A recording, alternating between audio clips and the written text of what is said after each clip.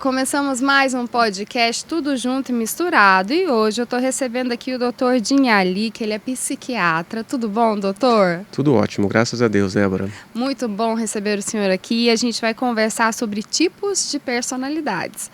O que é personalidade? Fala para mim. Sim, Débora, prazer e uma honra muito grande estar por aqui. E personalidade, Débora, são características de comportamento, de pensamento, modos de operar da mente das pessoas. Então, existem vários agrupamentos de personalidades, várias formas de classificar as personalidades. A forma mais acadêmica de classificar as personalidades são em 5 tipos. Mas antes de explicar esses 5 tipos, é necessário que a gente diga que as pessoas não têm somente um tipo de personalidade. A maioria das pessoas predominam realmente em um tipo de personalidade, mas também tem traços dos outros tipos de personalidade também. Olha só. Porque, na verdade, cada tipo de personalidade descrito está relacionado ao jeito de ser da pessoa, porém, em circunstâncias diferentes, ela pode modificar um pouco, né? Porque o cerne, o modo de operar da mente da pessoa está dentro daquele jeito de operar, daquele jeito de pensar. De pensar. Sim. E como que a gente identifica a personalidade? Por exemplo, qual é a minha personalidade? Como que eu posso identificar? Ou então do meu esposo, do meu filho? Como que a gente identifica? Sim. Existe um tipo de personalidade relacionado à receptividade. A pessoa que é mais aberta. A pessoa que geralmente tem uma capacidade e um gosto por coisas, ideias, comportamentos, atividades inovadoras. Aquela pessoa que não aguenta monotonia, ela sempre está querendo coisas novas, querendo fazer atividades novas, inventando uma coisa diferente para fazer. É uma pessoa que geralmente gosta de viajar. Se você olhar nas postagens da rede social dela, só tem viagem de lugares diferentes, que ela sempre está gostando de estar com momentos diferentes. Ela tem a mente mais aberta, né, mais visionária, vê de várias formas. Tem um segundo tipo de personalidade, Débora, que é relacionado à meticulosidade, que é uma pessoa mais, como o nome diz, meticulosa, uma pessoa mais detalhista, perfeccionista, que é muito apegada aos detalhes e às regras. É uma pessoa mais analítica, que analisa mais as coisas e tem uma forma mais rigorosa, mais rígida de ser. Não foge muito daquilo, não gosta de coisas novas. É o famoso sistemático. Famoso sistemático, exatamente. E existe uma terceira característica de personalidade, um terceiro tipo predominante de personalidade, que é relacionado à extroversão. A pessoa que é mais extrovertida, ela é mais ligada nas relações interpessoais, é mais ligada à comunicação, é uma pessoa mais expansiva, com uma comunicação corporal mais exuberante, fala muito, fala mais alto, ri bastante, é uma pessoa que está sempre ligada às outras pessoas e tenta sempre preservar essas relações interpessoais, né? Sabe, aquela pessoa que fala, depois eu passo lá na sua casa. Né? Ela sabe que ela não vai passar, ela não vai ter tempo, todo mundo sabe, mas ela fala para preservar a relação.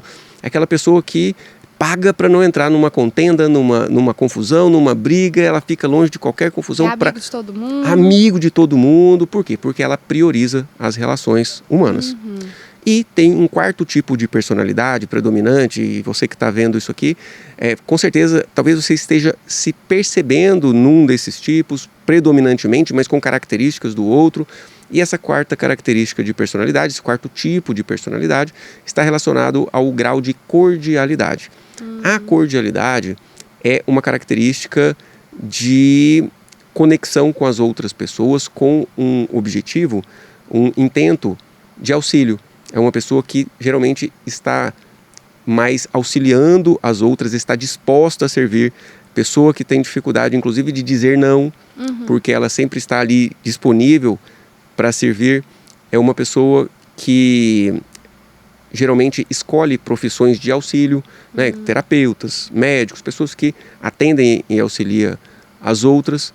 E existe uma quinta característica de personalidade, um quinto padrão de neuroticismo, que tem a ver com ansiedade, tem a ver com medo, tem a ver com a pessoa que não consegue sair muito da sua própria rotina, com a necessidade de um jeito de ser daquele jeito que era antes.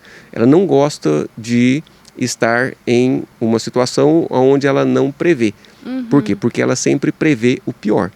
Ela sofre por antecedência em relação às coisas que tem por acontecer, e nesse perfil de personalidade existe uma possibilidade até de adoecimento pela ansiedade, pelo sofrimento antecipatório muito grande, que pode impedir a pessoa de realizar as suas atividades do dia a dia. Então, dentro de um parâmetro do Big Five, que é a categorização que as universidades do mundo inteiro usam, são essas 5 características. Mas nós depois podemos falar um pouco de temperamento, dos transtornos de personalidade. Eu ia te perguntar agora, personalidade e temperamento é a mesma coisa? Estão relacionados à mesma coisa, mas são formas de descrever diferente. Então, você pode, por exemplo, descrever um grupo de pessoas pelo local que ela mora, um grupo de pessoas pelo se é homem ou se é mulher, ou pela profissão. Então são jeitos diferentes de descrever uma mesma coisa, porque as pessoas são as mesmas pessoas, independente da forma que a gente usa para descrevê-las. Então o Big Five, que é esses 5 tipos de personalidade, é uma forma de descrever, mas dentro do meio acadêmico, com mais estudos científicos relacionados.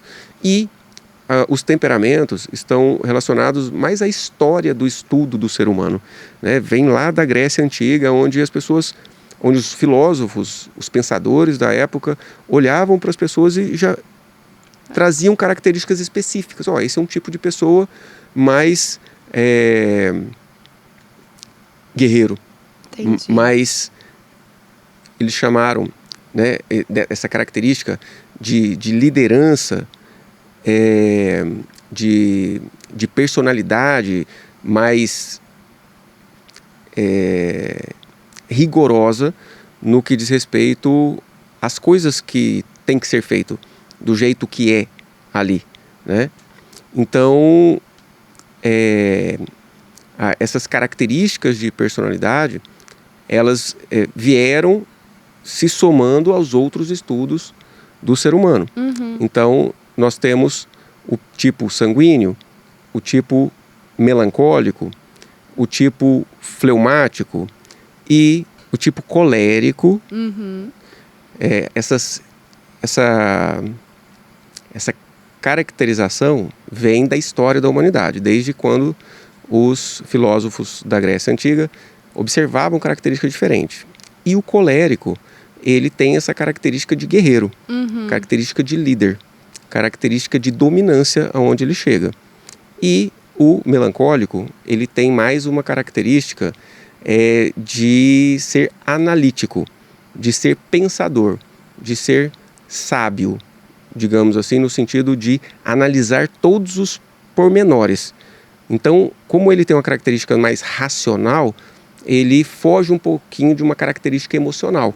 Por isso que foi chamado de melancólico, mas não quer dizer necessariamente que ele seja triste. Entendi. Ele só limita um pouco a sua manifestação de emoções, seja de alegria ou seja de tristeza, analisando. E tem como ser 2 ao mesmo tempo, por exemplo? Sim. Já me falaram que eu sou fleumática. Aí tem gente que fala que eu sou colérica. Eu falo, gente, eu tô na dúvida. Eu não sei se eu sou fleumática ou se eu sou colérica. Tem jeito. E olhando as duas características, às vezes eu acho que eu me encaixo no fleumático e às vezes eu acho que eu me encaixo no colérico. Tem como? Tem sim. A minha característica é mais fleumática, que é mais extrovertida, mas o fleumático ele é comunicador. O fleumático ele também está relacionado, assim como o extrovertido do Big Five. O fleumático ele está muito direcionado às relações interpessoais.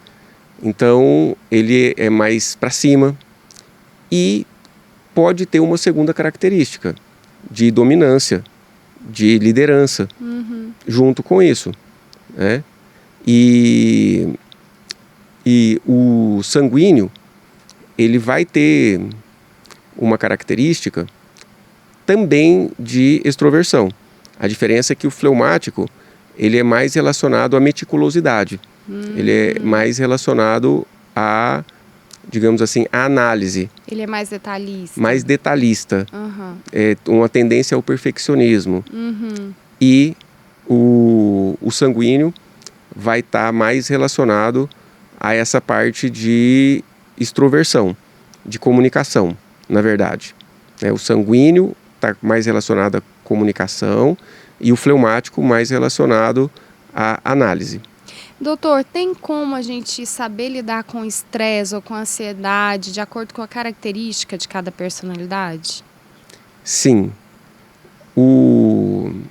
Sabendo qual é a característica de cada personalidade, você pode atribuir, por exemplo, funções, tarefas diferentes.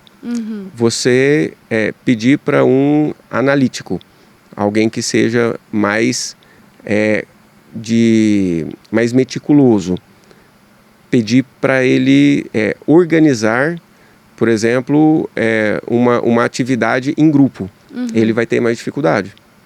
Entendi. E ele vai tendo mais dificuldade, ele vai sofrer mais, ele vai se sentir mais ansioso, mais preocupado diante daquilo que está acontecendo ali. É diferente de você colocar alguém que seja mais extrovertido para realizar uma atividade em grupo.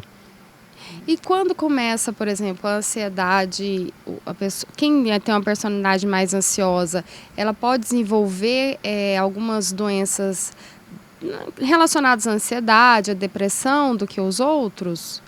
Sim, porque essa característica de personalidade de ser mais rigoroso com regras e rigoroso com o sofrimento antecipatório, com a preocupação, vai levar ele a predispor à ansiedade. Ansiedade. Sim. E quando já começa a ficar muito exacerbado, tem um ponto que a gente pode falar, peraí, eu tenho que procurar ajuda? Qual chega a esse ponto? Sim, excelente pergunta. É o seguinte, o que separa o patológico do que é doença, né, do que precisa de um tratamento, do normal, é o sofrimento. Então, quando a pessoa sofre muito por antecedência, então esse perfil de personalidade mais meticuloso ou mais neurótico passa a ser um adoecimento e deve procurar um auxílio. Sofrimento na vida está atrapalhando o trabalho, está atrapalhando as relações interpessoais, está atrapalhando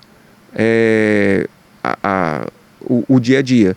A pessoa se sente privada de realizar atividades por conta daquela característica. Isso é um adoecimento e merece uma atenção e um auxílio. O senhor acha que a personalidade ela influencia na escolha da carreira, na escolha da vida da pessoa ou não?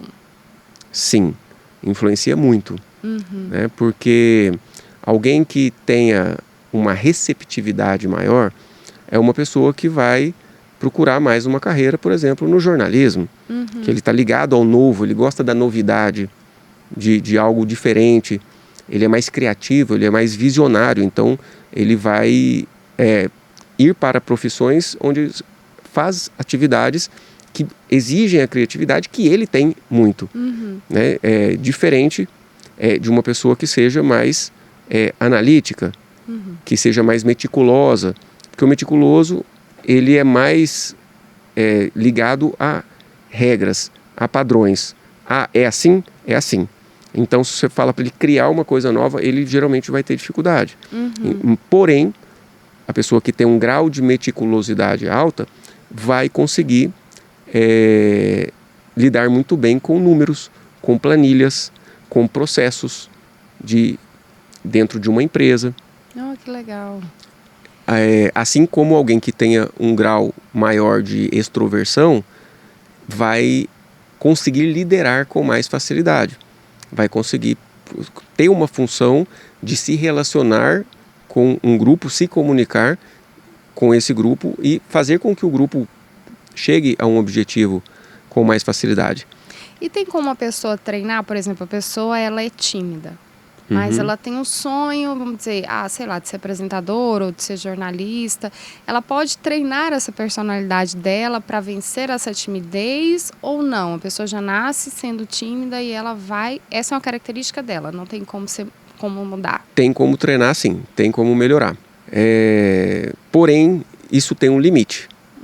Tem um limite onde ela vai ter mais facilidade de desenvolver habilidades que ela tem dentro da característica predominante de personalidade dela. Outras características ela pode desenvolver, sim, porém tem um limite para isso. Alguém com uma característica de meticulosidade vai ter dificuldade de lidar com o grupo, assim como alguém mais extrovertido vai ter dificuldade de lidar com planilhas. Um extrovertido pode ficar na frente do computador lidando com planilha o dia inteiro?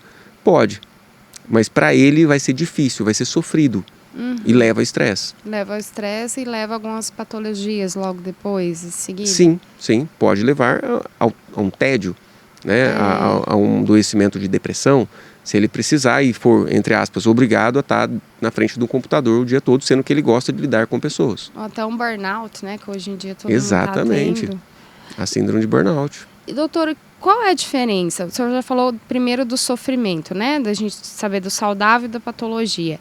E qual que é a diferença, por exemplo, em vez de eu falar, não, é a personalidade da pessoa. A pessoa muito introvertida. Ou não, já é uma coisa, já está passando por uma patologia, a pessoa já está entrando em depressão, a pessoa já está desanimada demais. Qual que é essa diferença mesmo? Como que eu posso ajudar uma pessoa que eu estou vendo o que está acontecendo? Sim. No contexto patológico, como eu disse, existe uma perda da funcionalidade. A pessoa, como mãe, ela gostava de brincar com o filhinho. Se ela estiver triste de um tanto que ela não brinca mais com o filhinho, ela não vê graça mais nisso, isso está atrapalhando a vida dela, está trazendo sofrimento. Então, desânimo, melancolia, redução da energia, tristeza, são sintomas que podem estar indicando uma depressão.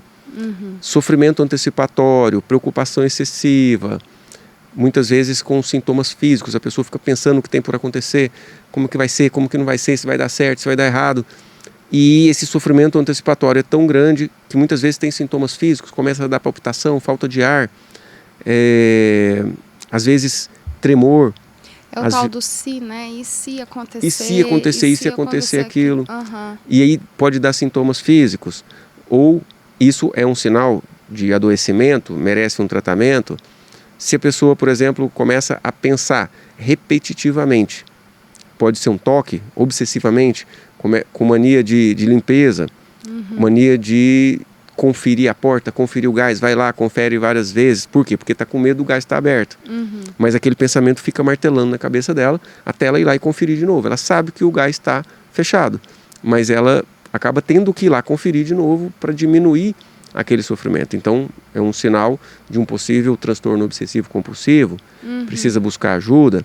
Oscilação de humor, quando a pessoa tem alegria exagerada, empolgação excessiva, sensação de bem-estar exagerado, exagera em compras, muitas vezes com uma hipersexualidade, se compromete muitas vezes, adultério, em períodos onde a pessoa está para cima demais, parece que bebeu sem ter bebido, e depois entra num processo de depressão, de tristeza, de angústia ou irritabilidade, pode ser um transtorno bipolar, que merece, obviamente, uma atenção médica, psiquiátrica, e que não é uma simples característica de personalidade, está muito evidente pelo grau de sofrimento que essa pessoa ou a família revela ali, né, nessa circunstância. E o tratamento, ele é contínuo ou tem cura? Por exemplo, faz tratamento de 2 meses e fica curado, ou é um tratamento contínuo?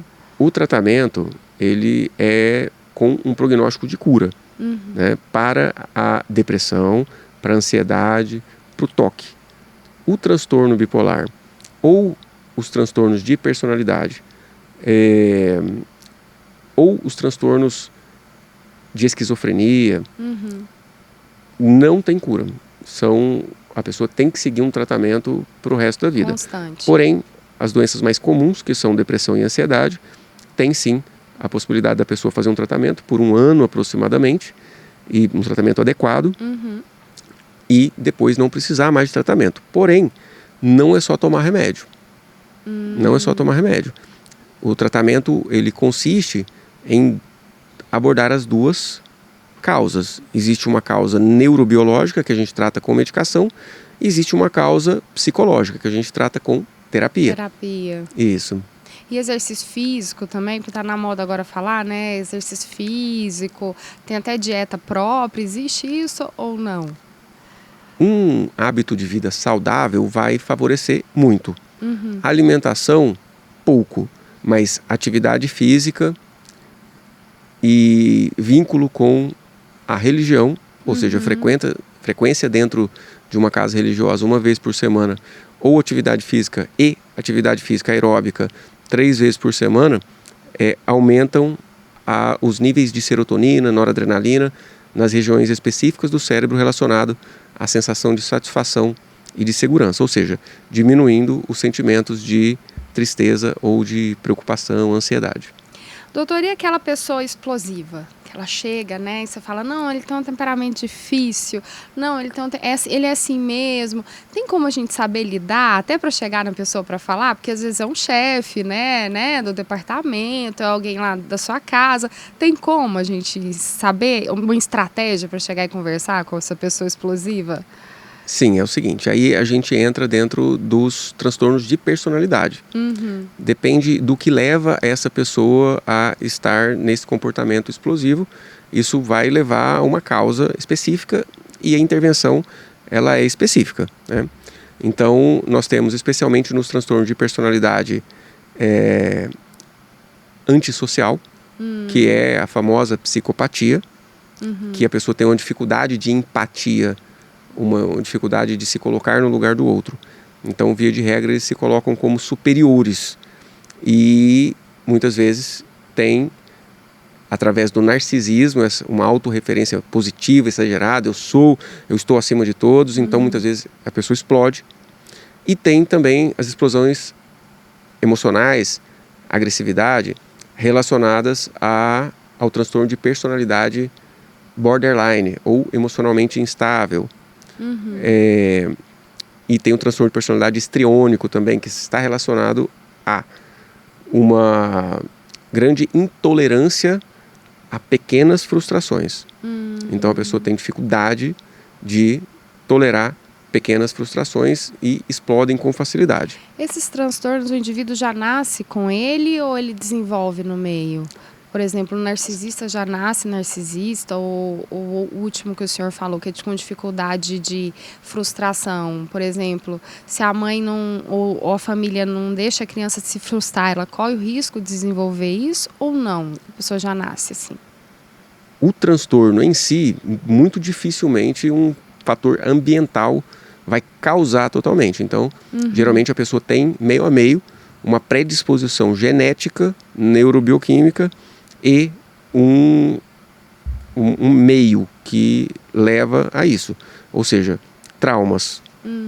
Por exemplo, uma pessoa pode já ter um perfil mais melancólico, mais introvertido, ok. Mas se ela for abandonada na infância, isso ajuda a pessoa a desenvolver na vida adulta uma depressão, realmente. Então, a pessoa pode ter um perfil mais neurótico, mais com maior sofrimento antecipatório. Porém, se ela sofrer violência na infância ou até na vida adulta, esse neuroticismo vai aumentar a ponto de chegar a um transtorno de ansiedade generalizada, um toque, uma síndrome do pânico. Então são as duas coisas, tanto a parte genética quanto a parte de ambiente, de história de vida. Por isso que a gente trata das duas formas, abordando a parte genética com medicação e abordando a parte emocional, história de vida, vivências anteriores, traumas, através da psicoterapia que tem a função de liberar os traumas que estão trazendo sentimentos de tristeza, de ansiedade, medo lá de trás. E tem alguma estratégia para a gente abordar um explosivo, uma pessoa mais explosiva ou não? Sim, chegar lá nele. Não bater de frente. Não bater de frente. Porque Melhor. ali ele já está fora de si. Ele já sabe que ele está errado. Ele não tipo, consegue ser diferente. Não dá palco pro explosivo. Porque se você Exatamente. dá palco, você vai perder, é isso? Exatamente. Vai perder, vai aumentar a explosividade. Ok. Doutor, e quem é mais fleumático, né? Quem é mais... não fleumático, o melancólico, que ele é mais calmo, digamos, né? Ele é mais calmo, mais tranquilo. Quando ele está de frente a um estresse muito grande, ele tem alguma estratégia para ele poder administrar isso? Pessoa que é mais melancólica? Sim. É o seguinte, depende dos recursos internos que ela tenha. Então, uma pessoa que é melancólica, ela é mais analítica. Então, diante de uma situação de estresse, diante de uma situação onde existe um perigo, a habilidade que ela tem é analisar todos os fatores para tentar não ter aquele desfecho negativo ou trágico que ela teme. Então, o recurso que ela tem para uma situação de perigo, de risco, é o recurso da análise. E quais são os mitos, doutor, que o senhor pode desfazer aqui com relação às personalidades para a gente, de acordo com a sua vivência? Sim, existe o mito de que as personalidades são rigorosamente imutáveis. Elas têm um grau que é aquilo ali, a pessoa não vai mudar aquele jeito de ser. Porém, existe uma capacidade da pessoa ganhar habilidades nas outras características. E também tem um mito que a pessoa tem um tipo de personalidade, então ela tem só aquele tipo de personalidade. Ela não tem só aquele tipo de personalidade. Ela tem aquele tipo de personalidade predominante. Porém, essa predominância ali tem um segundo lugar de predominância. Então, pode ter várias personalidades numa pessoa só, digamos? Duas predominantes. Duas predominantes. Mas pode ter características de todas os 5 tipos de personalidade.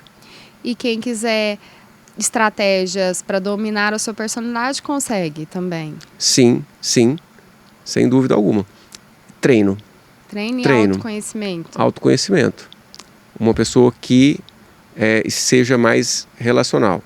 Então, é uma pessoa muito, por exemplo, que vai se dar bem com vendas, ok? Ele faz muito bem as vendas. Então, ele conversa com a pessoa, ele envolve a pessoa naquela comunicação, mas ele tem uma planilha de vendas para preencher. Então, ele vai ter que desenvolver habilidade de análise para preencher a planilha de vendas e minimamente fazer esse trabalho que é mais analítico, que não é muito da personalidade dele, mas vai precisar fazer de alguma forma. Legal, doutor, muito obrigada pela sua presença. À disposição. Foi muito bom. Vou chamar o senhor para a gente conversar mais aqui sobre vários transtornos de personalidade. Muito legal mesmo. Sim, com prazer, viu? Conta comigo. E você fica com o nosso próximo podcast. Tchau, tchau.